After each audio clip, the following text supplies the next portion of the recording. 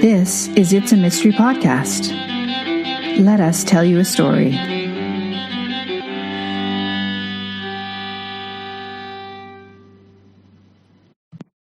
Hello, mystery readers, and welcome to episode 84 of It's a Mystery Podcast. I'm your host, Alexandra Amor, and today I've got an interview for you with R. Lawson Gamble, and he writes books set, as I've put it and as he mentions in the interview, in Hillerman country, so New Mexico, Arizona, that area.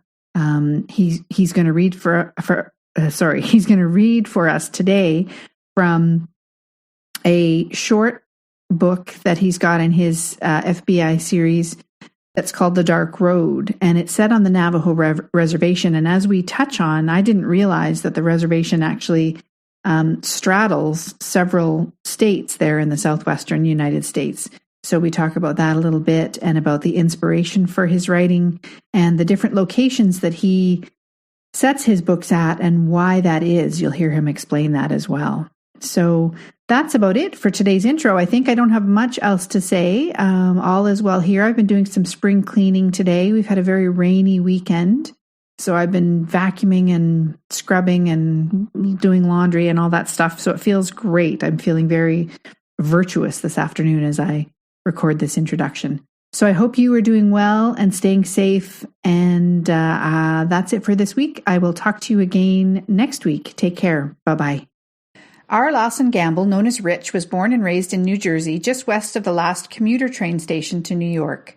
Born to a family of readers and musicians, he took his degree in music and sang professionally in the Boston and Providence, Rhode Island area, performing oratorio and opera.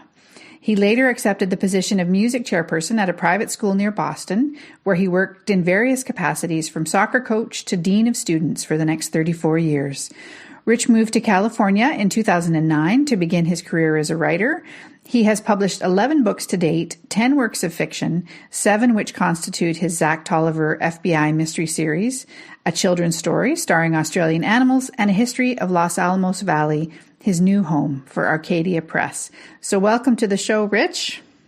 Thank you very much, Alexandra. And you're going to read to us today from The Dark Road, which is a prequel to the Zack Tolliver series. So take it away whenever you're ready. All right, thank you. The Dark Road, Chapters 1 and 2. Quote, sometimes it is hard to see the dark road, Ashkenaz. Chapter 1. A sudden blast of hot wind set his tie flapping and flew on to form a spiral of dust beyond him in the deserted tarmac. His ears throbbed with the drone of the Cessna 172 he had just deplaned. He stood, suitcase in hand, a solitary vertical object in a horizontal world of runway and sand, and watched the small plane inch away, raising dust with its single prop. At last it reached the far end of the narrow airstrip and performed a clumsy pirouette, pausing momentarily as if undecided as its engine's roar grew. It surged forward now, accelerated rapidly, and somehow, as if by accident, bumped up into the air. Suddenly graceful, it angled southward and soared away joyously, all its former bonds with the clumsy earth now severed. For Zack Tolliver, FBI, it took with it the last vestige of everything he'd known in his short 24 years of life. He watched the black dot fade into the dark blue. Long after it disappeared from his sight, and its mechanical drone became one with the wind, he sighed and turned his head in a slow, sweeping arc. A flat, barren landscape surrounded him, gray and rust-red, defined by faraway vertical cliffs layered with horizontal ledges like a ladder for giants. At his feet, eruptions of yellow-green weed clawed at the cracks in the aging concrete of the tarmac. His searching eyes found nothing resembling a terminal. The enormity of his transforming experience settled upon him like the dust itself, growing in him as the heat of the July afternoon assailed him. An occasional isolated breeze blew even hotter, like a dragon's breath. Sweet and sweat appeared in his droplets on his eyebrows. Neatly trimmed brown hair became plastered to his forehead. The creases in his new polyester rayon trousers expired. Soggy circles bloomed in the armpits of his white linen shirt. His expensively tailored jacket wilted. Within minutes, he removed his jacket, folded it carefully over his arm, relishing the momentary cooling effect of air moving against his damp shirt. He glanced at his watch. 10 minutes had ticked by since he landed. He stood his suitcase on end and sat on it. Another quarter hour passed. He tugged the carefully crafted knot on his tie and opened his collar. The jacket went up above his head to serve as a parasol. Zachary Ephraim Tolliver, a newly minted FBI special agent just out of the National Academy at Quantico, might as well have been on another planet. He had not asked for this assignment. His instructors at the Academy had noted Zach's unusual empathy for his fellow trainees and how he had assisted those who struggled. He could not have known his posting to the Navajo Nation reservation was all but decided while he was still a NAT, a new agent trainee.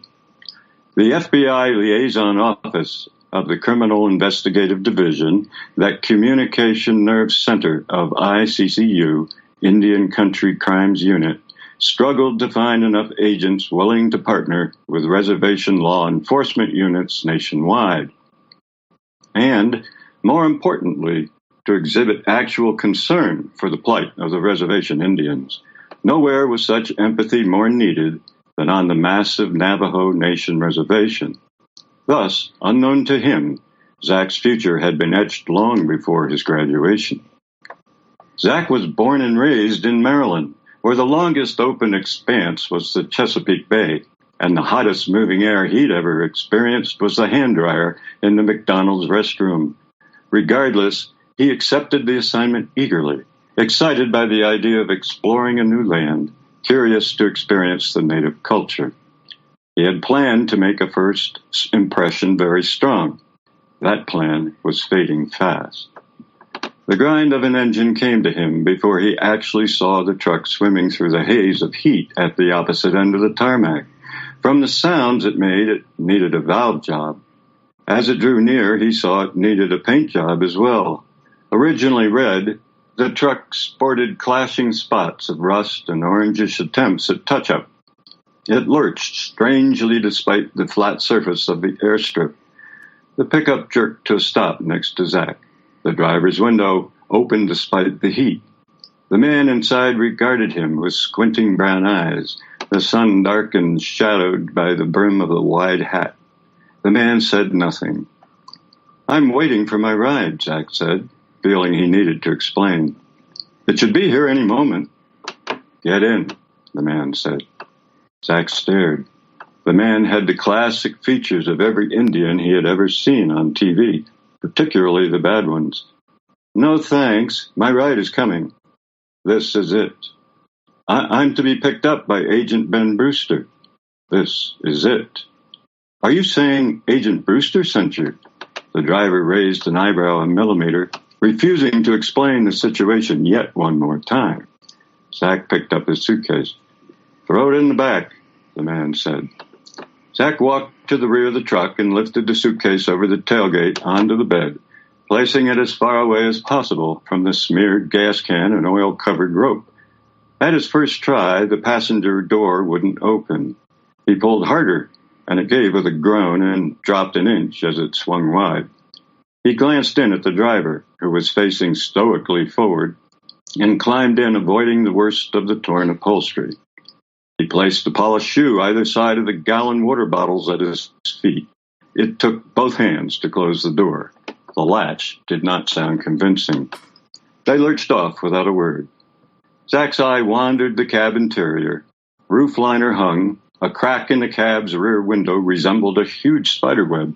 A coffin-like crate containing chains and large hooks and several boxes of what appeared to be ammunition was squeezed into the area behind the seat. A gun rack held a single rifle. The weapon seemed to be the only item in the truck treated with any kind of care. "My name is Zack Tolliver," he said, filling the silence. "I know." "Thank you for the ride." The man glanced at him. "You are here to help Ben Brewster." It might have been a question or a statement. Zach wasn't sure. He nodded. I am glad. Ben is a good man, the driver said. From the smooth tarmac, they rolled onto a dirt track where the truck rocked and rattled. Dust floated into the cab through the open windows. After half a mile, they came to a paved two-lane road where the driver coaxed the old truck to a higher speed. Zack stared through the dusty windshield. The landscape was barren, treeless, wild. Occasional buildings appeared in the distance, far from the road, scattered here and there, as if dropped and forgotten, all small houses, usually with junked cars nearby. No hedges, flowers beds, or lawns surrounded them. Only a cottonwood tree or two offered shade. The road unfolded before them like cable off a spool. It rose and knifed through a ridge crest, the cut showing red on each side like a wound. A billboard gave hints of habitation somewhere ahead, but its wording was too weathered to read. They crested a rise. Up ahead, a gasoline sign rose above a cluster of buildings. Zack was relieved to see any sign of civilization. Ever since stepping off the Cessna, he'd felt disoriented. The gas station brought a sense of normalcy, and he needed a restroom. They came to the crossroads and stopped for a red light. A large filling station with convenience store occupied the corner on the right. A McDonald's was close by on the left. Road signs indicated a town was somewhere north of the McDonald's. The light changed. The driver drove straight on. To Zack's chagrin, the crossroads and everything there, suggesting civilization, faded behind them. Wasn't that Tuba City? Yes. Isn't the FBI office in Tuba City? Yes. Zack's body grew tense. It came to him he'd never asked for this man's identification before climbing into the truck. Where are we going, then? Elk Wells. Why are we going there? The Navajo turned his unfathomable gaze on Zack. Ben Brewster said, "Bring you to him there." Ben Brewster, supervisory special agent in charge of the Tuba City office. Zack felt a surge of relief at the sound of his name. Apparently, he was not being kidnapped after all. He opened his mouth to ask about Elk Wells, but thought better of it. He didn't want another monosyllabic answer. The road continued across a panorama of red desert, bordered by towering buttes against a blue and endless sky. Zack felt strangely empty, as if the vastness of the land threatened to diminish him into nothing. It was dry. The wind rushed through the cab and sucked the moisture from his body. "There's water at your feet." It was as if the Navajo could read his mind. Grateful, Zack reached down for a bottle, twisted off the cap, and gulped down a mouthful. It was beyond tepid, but refreshing. He immediately felt better. A building came into view, then another. Zack had seen pictures in brochures and articles of the traditional Navajo hogan. He stared, curious. More homes came into view. Then a cluster of buildings close together, some with large windows, signage, a real town. The truck slowed and angled into a space in front of a small building next to a white Chevrolet Tahoe with an orange and green official emblem on the door. A sign in the storefront window read, "Navajo Nation Police." Zack climbed out of the truck and stretched. He turned to thank the driver, but the man was already gone, the office door just slapping shut. Not much guidance there. Zack stepped up on the boardwalk, took a deep breath, and pulled open the door. All talk stopped the moment he entered, the only sound the creaking groan of an air conditioner. All faces turned toward him except his driver, busy at the coffee station. A stout Navajo woman sat at a desk near the entrance. A white man with an air of authority was conversing with her. He came over to Zack, hand extended. "Agent Tolliver." Zack shook his hand. "Yes, sir." "Welcome to the Navajo Nation. I am Supervisory Agent in Charge, Ben Brewster." He pointed around the room. "This is Lanana Fitzgerald. She pretty much runs the place. That there is Lane Shorter, tribal policeman, and that's Sergeant Jimmy Chaparral. He helps Lanana. And of course, you know Eagle Feather." He indicated Zack's driver. Ben turned to face everyone. "Well, now we have Agent Tolliver. Let's get to work. Jimmy, why not take Zachary with you? He looked at Zack. Do you have a weapon? Yes, sir. It's in my... Great. Go with Jimmy. He'll fill you in on the way. Brewster turned to the man called Lanay, a short-barreled, chested policeman. Lanay, you're with Eagle Feather. Take a rifle. Lanana and I will handle communications from here. Questions? The men were already moving. Apparently, operations had previously been discussed. The man called Jimmy had Zack's elbow. You're with me. He snatched a wide-brimmed hat from a rack and slapped it on Zack's head. You'll want that. He led Zack out the back of the office, past the restroom, at which Zack stared longingly, and into the bright sun. He walked toward a battered, dust-covered Bronco. Jimmy gestured Zack to climb into the passenger side. Before he could secure his seatbelt, Jimmy threw the vehicle in reverse in a storm of dust, then accelerated forward through an alley to the street, where Eagle Feather's truck was already rattling past, headed east. My suitcase, Zack said. My weapon. Don't worry. Jimmy gave him a broad grin. You're not going to need it. Chapter 2. Once beyond the town limits, defined by one or two houses and then nothing, they picked up speed and tried to keep Eagle Feather's truck in view. The roadside brush flashed by in a blur. What's going on? Zack asked. Jimmy glanced at him. The Navajo policeman was young and slim, with pleasant features. His black hair contrasted with a pale skin for a Navajo. We have a hostage situation. Zack felt an immediate surge of adrenaline. You said I didn't need my sidearm. Jimmy grinned. You don't. You likely won't be involved. This isn't your run-of-the-mill kind of hostage situation. Besides, we have these. He nodded back at the gun rack where 3 rifles resided. But we likely won't need them. Jay Begay gets drunk a lot, sometimes does crazy things. We get a call he was waving a rifle about, threatening to shoot someone in the house if people got too close. We don't know who's in there. He's got a wife and a 17-year-old daughter. Jimmy shrugged. Could be something, could be nothing. What's the plan? Jimmy paused to slow the truck and turned south onto a rut-filled dirt road. Zack saw the dust from Eagle Feather's pickup on beyond. I will be chief negotiator, Jimmy said. I know Jay. I've been called out here before. So why the heavy presence? You just don't know. Every time is a little bit different. He shrugged. But we'll see when we get there. He peered at Zack. You will be the federal representative. Stay in the truck.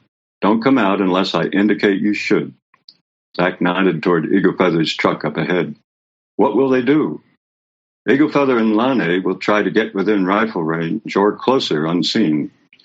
They are backup in case things go wrong. Zack glanced at Jimmy. Like if he shoots you from the house.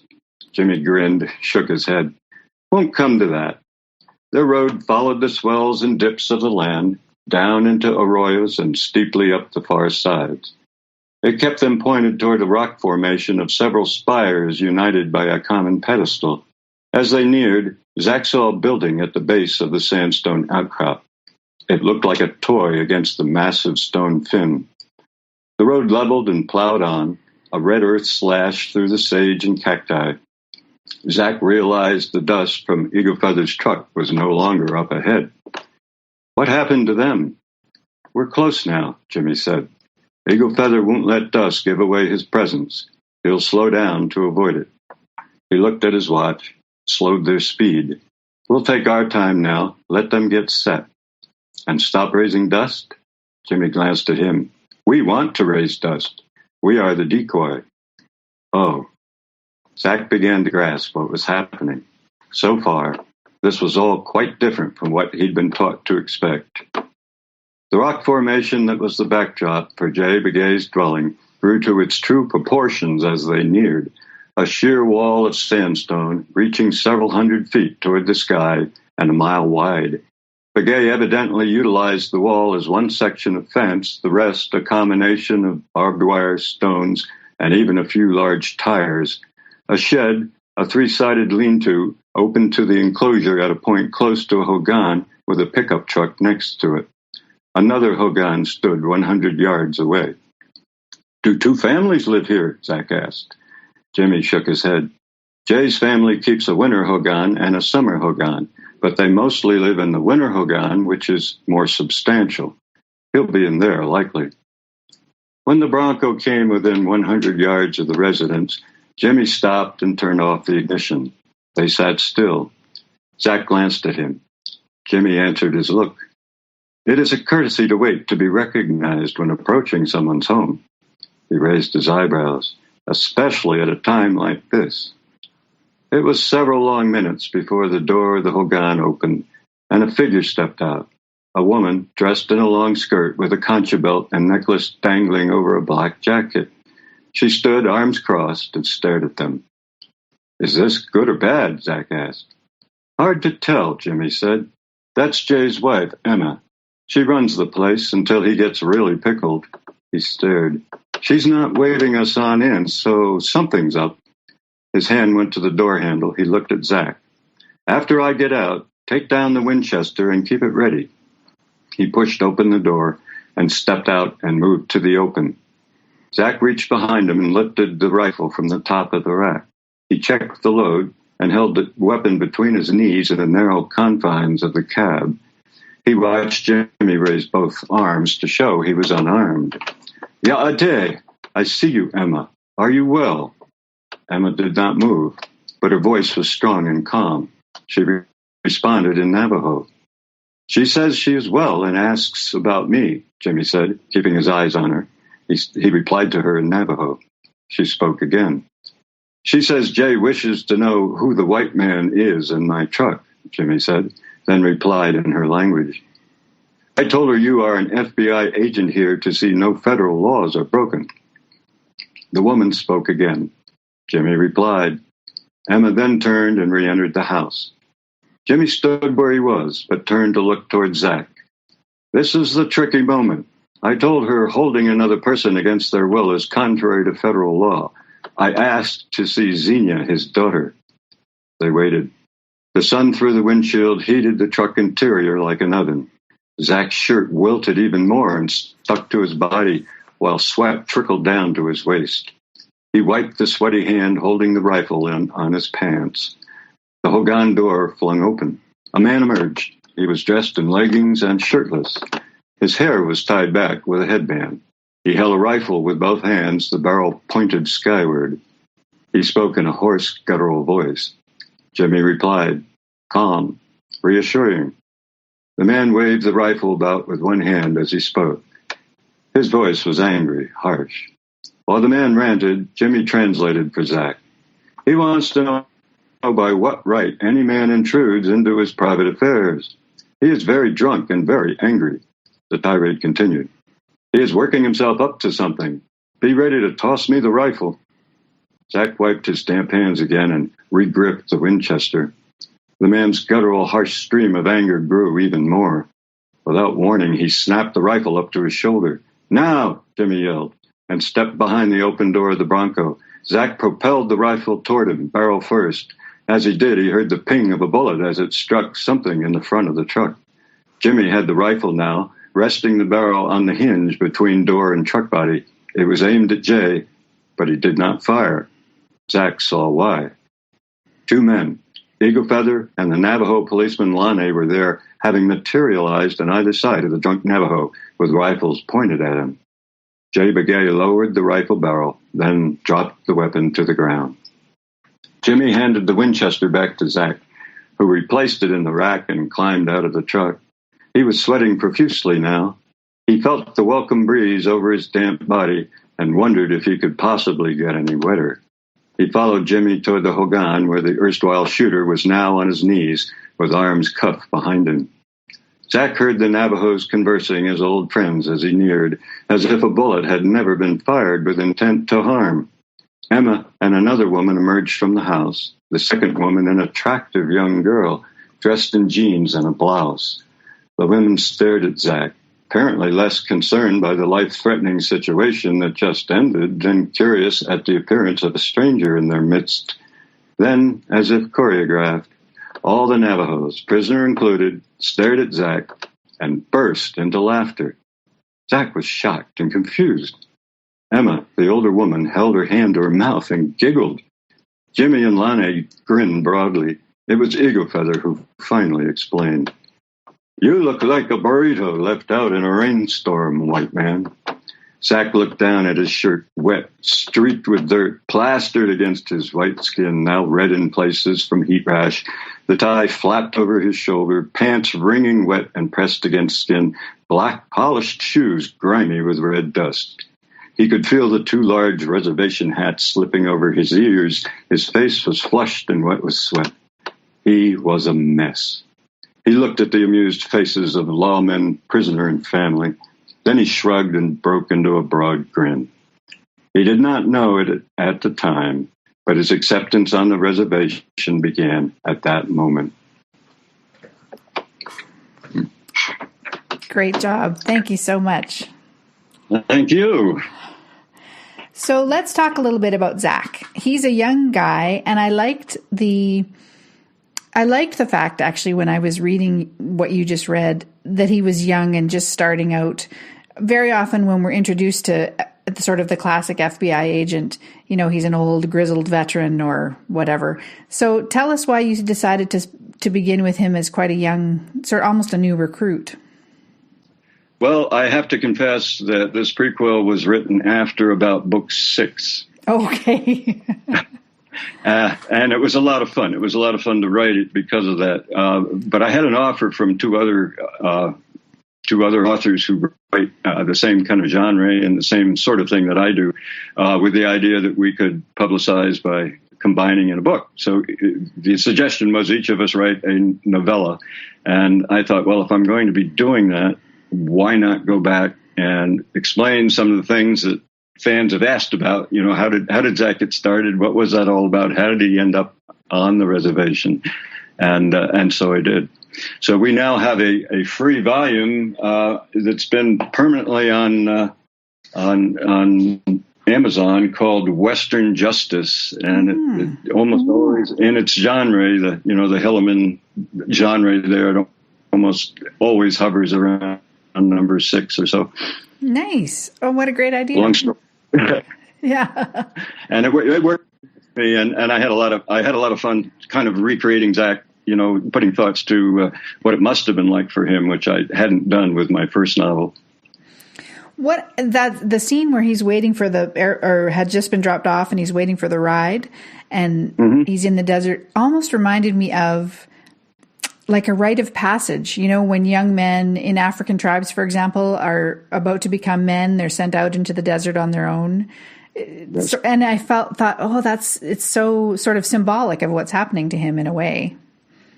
It really is. And I wanted to truly outline the transition that he had to make coming from the Maryland roots, the East Coast, you know, to a land that he'd never even seen before, that was very overpowering. In all its aspects, and to be picked up by an Indian who, you know, just spoke one or two words in gutturally, so to speak. It was a complete. He might as well have sniffed a Datura plant, you know, and gotten high, standing there for the impact that this had on him. Mm-hmm. And one of the things I noticed in your description, your author description on Amazon, you mentioned that for each book, Zack and Eagle Feather go to a different location. What's the motivation for that? There's two. One is personal, which is that I like to trail run. Okay. And so I like to go to different places in the desert or wherever it may be. The second is, though, that I found that I surmised in reading other series that it must be very difficult to keep coming up with plots, you know, within the same town, you know, and you introduce somebody and you play them through and introduce somebody else and play them through. And I thought, why not take Zack to places where I've gone to run, dig around a little bit, find what the history there is and tie that in. And it's been a fascinating journey. I've discovered things that I never knew existed. The current book that I'm working on, which I should have ready to put on pre-sale by the end of the month, involves a dry land generator, basically a huge battery that's hydraulic that is being worked on by this company in order to have a supply of electricity in the in the future forever.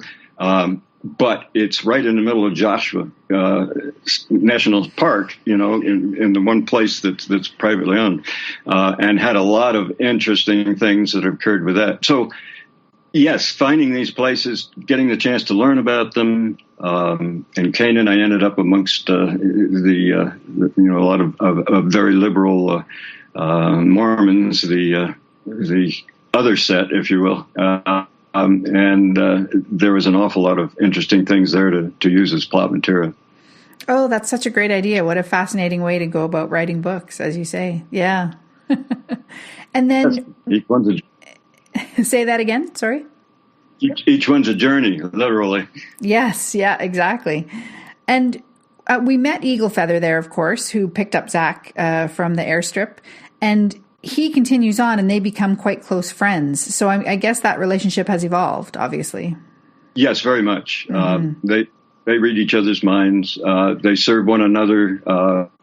The white man and the one who's the Native American who's more able to think, in legendary mythical terms, spiritual terms, doesn't dismiss things. There's a lot of paranormal or quasi-paranormal in my books. And the reader is left to choose whether they believe that really happened or, were they smoking something. And I think the contrast to the two just works very, very well and very naturally. So each time I come back to them for a new story, they have evolved on their own, it seems like, and they just fit together. Nice. Oh, I love that. I love a good partnership in a mystery series.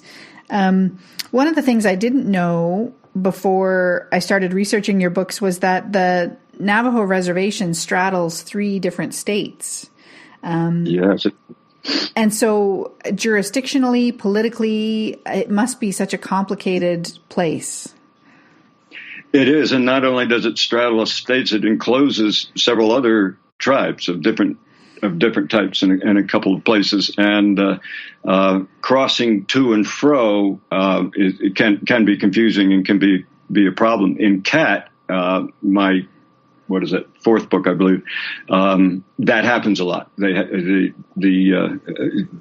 Zack has to work between law enforcement or whatever is in place, the council, whatever it may be, between these 2 areas as he tries to chase down the bad guy who uses them very adeptly, the borders to hide between the 2 reservations.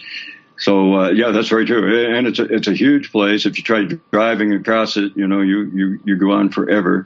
Most Hillerman stories, for instance, take place up in sort of a northeast corner, and mine have all taken place kind of in the west midsection and up towards Page. And you could fit about 90 other writers in the middle if they want. Right. Yes. Yeah. Oh, that's great. And so just before we wind up, you mentioned that there's a new book coming out. It'll probably be available just about when this podcast comes out. So why don't you tell us a little bit about that?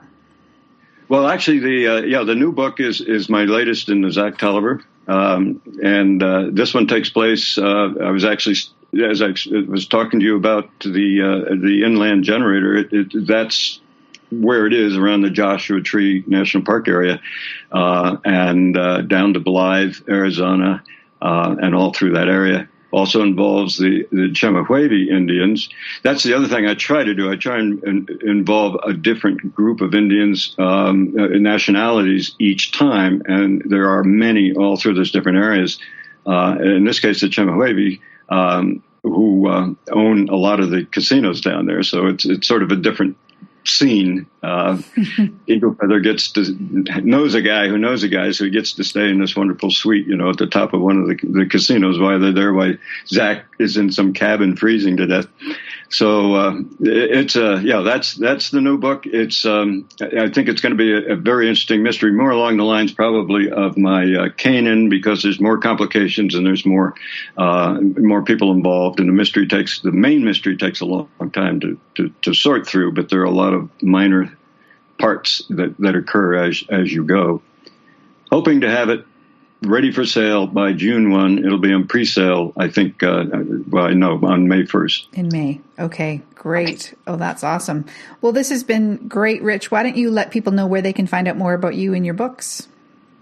Mainly, I have, of course, my own website, rlawsongamble.com. You can go there. And the other is my author page on Amazon, which is really where most of my information ends up anyhow, because they're very good at bringing all that together.